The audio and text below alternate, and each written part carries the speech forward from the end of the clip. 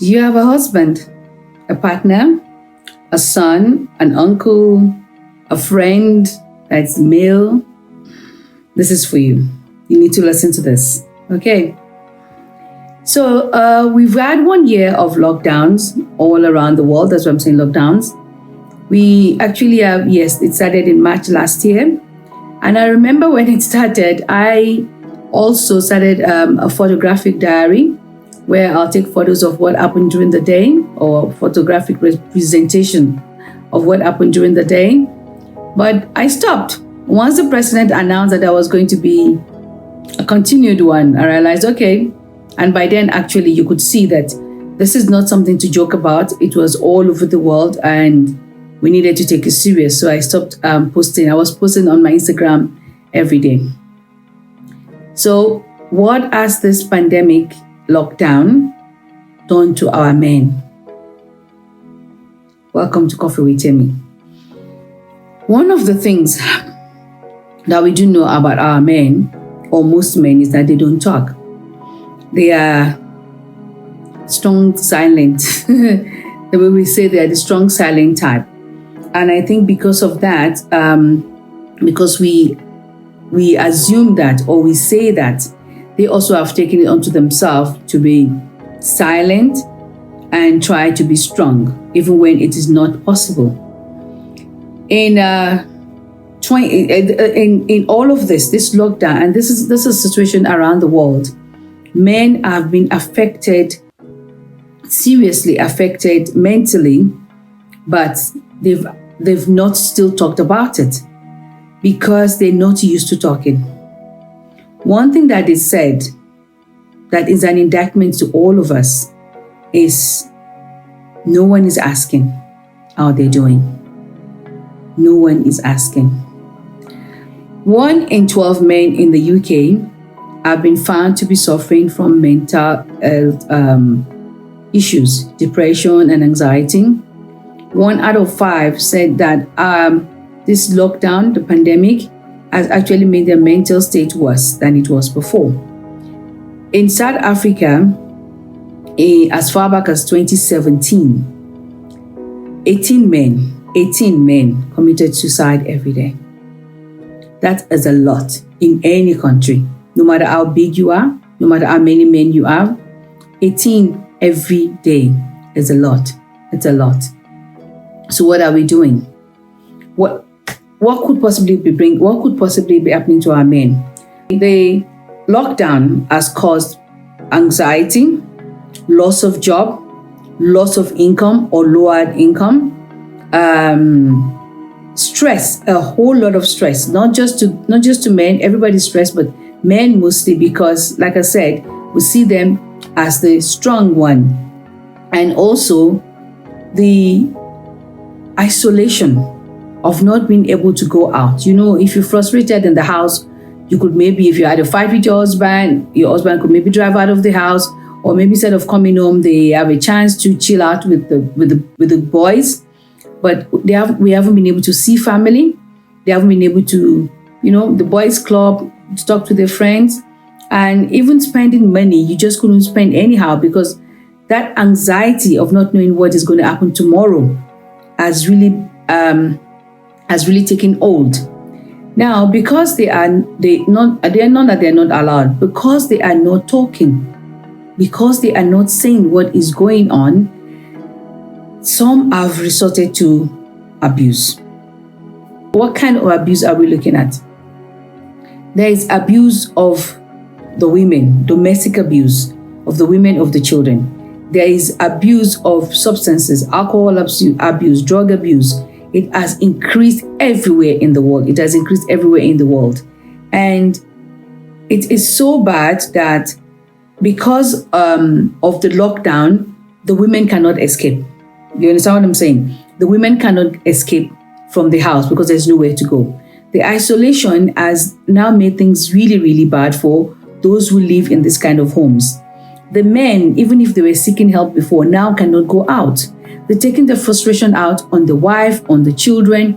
There was a case in Spain where this man killed his wife in front of the children, 5 days into lockdown, in front of the children. husbands and wives are finding that they are better start looking for what they liked in each other in the beginning, because not all of them have been able to survive this 24/7 stay in together. It has put a strain on relationships. And I fear in a country like South Africa, where violence is already high, I fear where this is going to go. How many lives will have been lost by the end of the year? How many lives will have been lost by the end of the year? You know, with the even though we're talking about the men today, with the children, they've been out of school, so teachers cannot even see what is going on. You know, sometimes teachers pick this thing up. The women have not been able to escape the house because of lockdown. So everybody has just been stuck with each other. You know,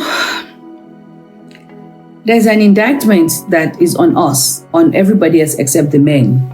And in this one, I'm going to excuse them, in that they are the ones that are going through this thing, you know. We don't know what is going on with them, so they are the ones that are going through it. But one thing that came out from the research in the United Kingdom is the men said no one is asking. No one is asking how they're doing. No one is asking what is going on with them. No one is asking.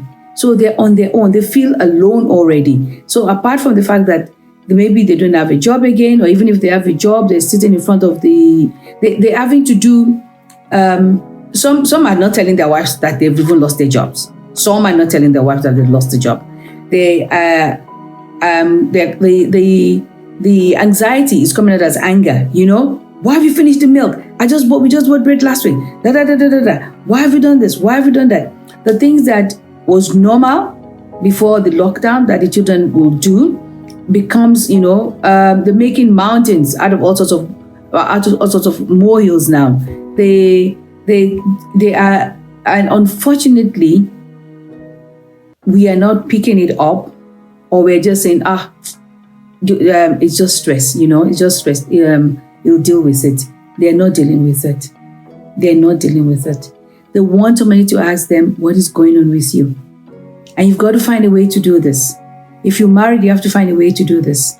If you have a partner, if your son is moody, you need to find a way to do this. Because our kids, even if they're our sons, even if they're young, this has affected them. They're acting out in schools. So I'm not just talking about adults now. Children are acting out in schools, and it's because of they've been so cooped up in the house that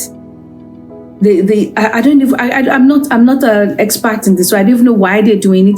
But I know from the fact that even in my house we're having this issue of all sorts of stuff, and I know it's because of the lockdown.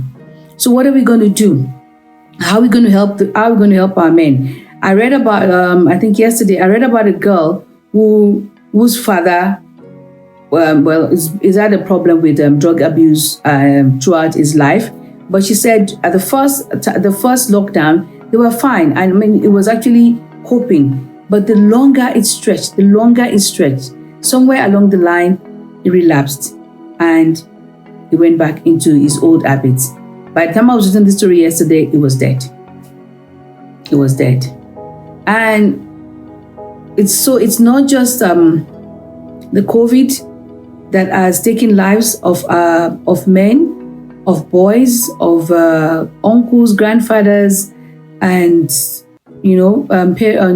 parents, but I don't know if I should say the external effect of COVID, or I don't even know what word to use. Is it the surrounding effect of COVID, or I don't know, but you know what it is I'm talking about. The things that have come with it, with this with this lockdown, with this pandemic, we're not even seeing an end yet. So we are on level 1 now, but then they're talking about the third wave. People are not doing what they need to do, so we actually don't. I pray that we don't go back into any kind of lockdown. But what can we do? As a wife, as a sister, as a niece, as a grandchild, as a mom, because remember, even if apart from the fact that jobs and all of that, if family members have been lost during this time. That's another additional layer of the things. So they've got stress, loss of job, loss of income, reduced income, anxiety, isolation, bereavement, and the fact that people have not been able to grieve properly. People were not able to go for burials the way they were not able to do the things that they would normally do when somebody dies, has actually added to it. And we're looking at, and most of the time we're looking at the women, and we know women will cry, will give us, or will, we will find an outlet somewhere. But the men are still trying to be strong. They're still trying to be the protector in the family. They have not had the time for themselves to grieve. So there is a lot on their plates, on their mental plate now, on the mental health. What are we going to do?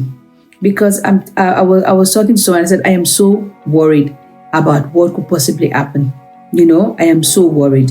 The drink problem, alcohol problem, probably going to go up. I don't know what the statistics are now. Drugs going to go up.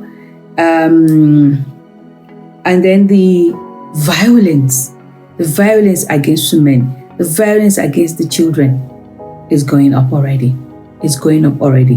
We saw that because remember when there was that when the alcohol ban was lifted, within that weekend, because it's like an escape. What else am I going to do? I don't have a job. So I'm not saying me. I'm saying how some people think. I don't have a job. I don't have anywhere to go. I don't have anything else to do. I'm just going to drink. I'm going to drink and be happy. But really, they're not happy. They are sad. They're sad. So what can you do? One of the things that I read that we can do is to listen. Listen to your man. Listen to your son.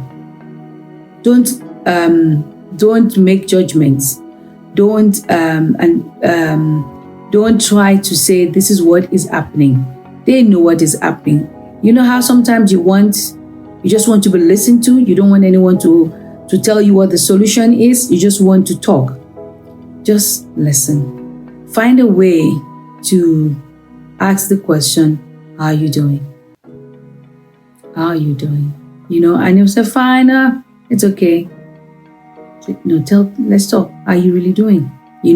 But make it light so that it's not, let's talk. When men hear that word, we need to talk. Let's start with we need to talk. Just come, let's just talk. Maybe go for a stroll with your man. Maybe take your son on a ride alone. Just find time that is, that you be distracted. That's what I want to say. Just find a time that is just you and whoever it is, and that you're not distracted and can give them your full attention. I find sometimes that just being quiet and not trying to talk. I know some people find this very difficult, and I know some people, it's difficult to be around them without talking because their silence is not peaceful, But try and find try to be peaceful, and just let them talk. Just listen. Don't just hear, listen to what they're saying. Actually listen to what they're saying. Don't bring judgments up. Don't put your own, this is what it is, or just listen. This is the time to listen. This is the time to listen. If they ask you, give solutions. But one thing that I will say, recommend them talking to a professional, to a counselor. If there's someone, and this next one is a bit difficult in the sense that I was going to say, if there's someone in the family they can talk to, then suggest that they talk to that person. The thing is, every family has been affected. Every family has been affected by this. So if you say, go talk to this person, they might also be having that problem. Like I said, men don't talk. We need to find a way. We need to find a way to get those emotions out of them. And I know I get embarrassed by this, but if your man breaks down and cries, it's just the two of you. Please let him cry. You don't need to do anything, just let him cry. Don't you're a man, chin up, don't do this or don't cry. Please let him cry. One thing that we need to say to men, one thing that I wrote down, silence does not mean strong.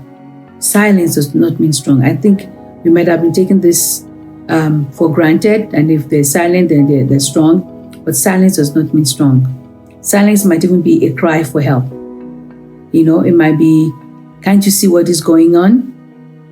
Can't you hear me? We're all in this together. We're all in this together. But in our small nuclear families, in our small nuclear relationships, let's put out a helping hand. Let your man know, let your partner know, let your son know, let your dad know you're there. Let them know that you're there. You're ready to listen. And by God's grace, we will all get through it. We'll all get through this. We'll all get through this in one piece. In one piece. I know this wasn't a happy, clappy laugh time, but we need to talk about this. We need to talk about this. It's been Coffee with Temmi. Hang in there. Hang in there. See you next week.